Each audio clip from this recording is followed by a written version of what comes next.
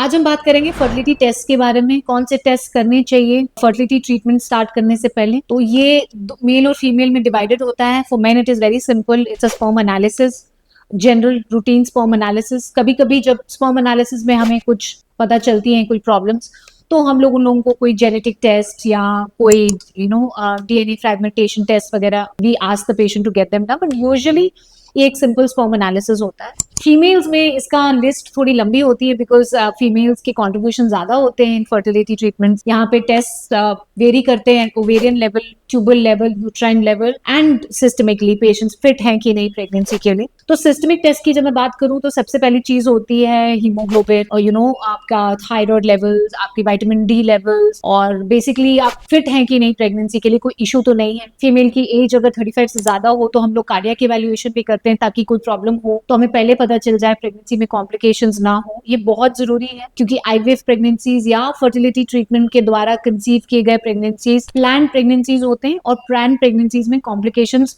कम से कम होनी चाहिए। दूसरा होता है evaluation at the level of the uterus. तो बेसिकली यूट्रस का आकार कैसा है, उसमें कोई फाइब्रॉइड्स तो नहीं है और कोई इशू तो नहीं है, कोई जेनेटिक डिफेक्ट शेप में कोई प्रॉब्लम तो नहीं है, कभी यूट्रस आधे होते हैं या बाइकॉन्वेट होते हैं, ऐसी कोई इशू तो नहीं है, फाइब्रॉइड्स है तो उनका लोकेशन क्या है, ये सब कुछ पता करना बहुत जरूरी होता है। थर्ड होता है ओवेरियन इवैल्यूएशन, जहाँ पे हम देखते हैं कि अंडेदानी कैसी है, अंडेदानी में अंडे की संख्या कैसी है, ये सारी चीजें ओवेरियन लेवल पे जांच की जाती है।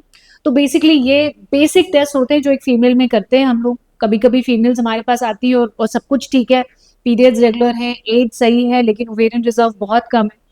तो मैं हमेशा कहती हूँ कि एएमएच या अंडेदानी में अंडे की संख्या अगर कम हो तो उसका कोई सिम्टम नहीं होता है, उसके सिम्टम्स बहुत लेट से आते हैं। तो अपना ओवेरियन एज का टेस्ट जो कि एएमएच और एएफसी के फॉर्म में होता है, प्लीज करा लें ताकि आपको पता रहे how much time you have to plan your pregnancy and आप उसी अनुसार ट्रीटमेंट में आगे बढ़ सकते हैं। Thank you.